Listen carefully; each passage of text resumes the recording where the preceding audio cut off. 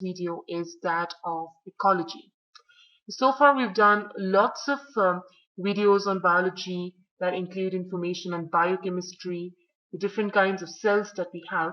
So the next topic is ecology. And before we start differentiating between different kinds of ecosystems, there are a few terms that you need to know. So let's get started with those terms. The first term that you need to know is species. Now, species is a group of organisms that can interbreed. So let me put it down over here, a group of organisms that can interbreed and produce viable and fertile offspring. So that is included in the definition of species. The next important word you need to know is habitat. Now, habitat refers to the environment in which a species normally lives or the location of a living organism. The next important word is population. Population is a group of organisms of the same species who live in the same area at the same time. So three important things: same species, living in the same area at the same time. So that refers to population. The next important concept is community. Community refers to a group of populations living and interacting with each other in the same area.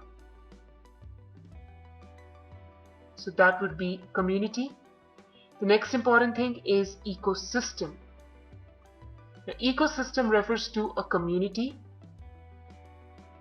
and its abiotic environment.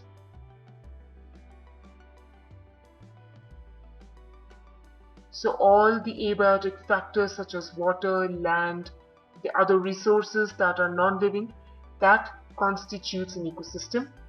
And the sum total of everything is ecology, which refers to the study of relationships between living organisms and between living organisms and their environment. So that is the definition of the word ecology. Now there are two kinds of organisms that we are going to discuss. And these two types of organisms are autotrophs and heterotrophs. So the autotrophs refer to those organisms that can synthesize organic molecules from simple or inorganic substances.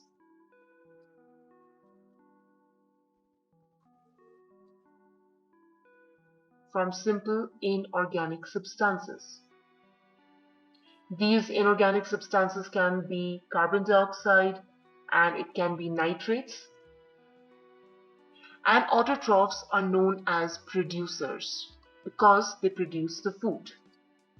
Heterotrophs, on the other hand, refers to an organism that obtains organic molecules from other organisms.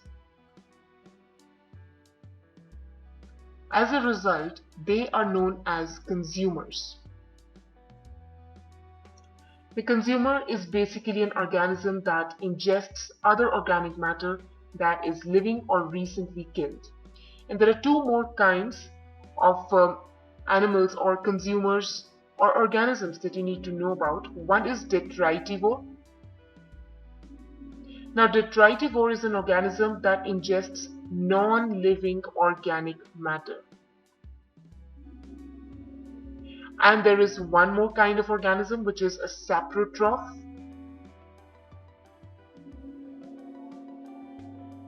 Now this kind of organism is one that lives on or in non-living organic matter. So let me specify that: lives on or in the non-living organic matter, and it secretes digestive enzymes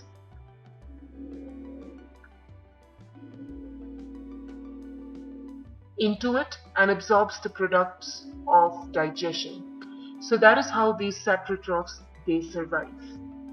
The next important thing that you need to know about ecology and the ecosystem is a concept known as a food chain. Now, food chain shows the linear feeding relationships between species in a community. So, linear feeding relationships between different species of a community. The arrows, they show the transfer of energy and matter as one organism is eaten by another. So basically, the first organism is usually the producer, and that is consumed by the different consumers. So let's call it the first degree consumer. The first degree consumer would be consumed by a second degree consumer. That will be consumed by a third degree consumer, and so on. And this arrow represents the transfer of energy and matter and the point in the direction of the energy flow. So I'm going to give you 3 examples of this food chain in 3 different areas.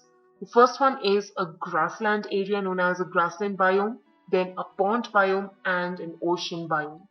So let's suppose in grassland biome the producer is a grass. So let's take example of a grass, that is buffalo grass. So the buffalo grass would be eaten by a grasshopper. That becomes the first degree consumer. This grasshopper will then be eaten by a rat, which is the second degree consumer, and this is going to be eaten by a snake. So that becomes the third degree consumer. Similarly, coming to the pond biome, the producer is going to be a green algae. The green algae will be eaten by, let's take the example of a mosquito, the tiger mosquito. This tiger mosquito will be eaten by a dragonfly, and this dragonfly will be eaten by a horned frog. So that's an example of a pond biome. What happens in an ocean? So the producers are phytoplanktons. The phytoplankton will be eaten by another organism. That is going to be a zooplankton. Zooplanktons, remember, they are consumers, not producers. The zooplankton, let's say they are eaten by a sardine fish, and this fish is further eaten by a tuna fish. So that completes the food chain in an ocean biome. And after a combination of lots of food chains, the result that you get is known as a food web.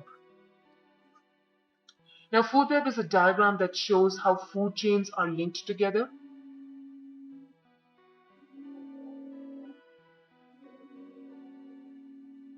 So it shows the linking of different food chains, and more complex feeding relationships arise within a community.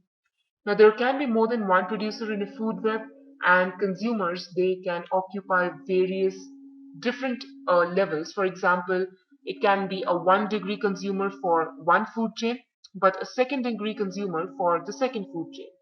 So we'll be discussing more about the different levels in the next video. So the main topic for the next video is going to be the trophic levels. So this is all that we'll be covering in this video. This is a very basic, informative video about what is ecology, what is ecosystem, what is a consumer, what is a producer. So thank you so much for watching this video.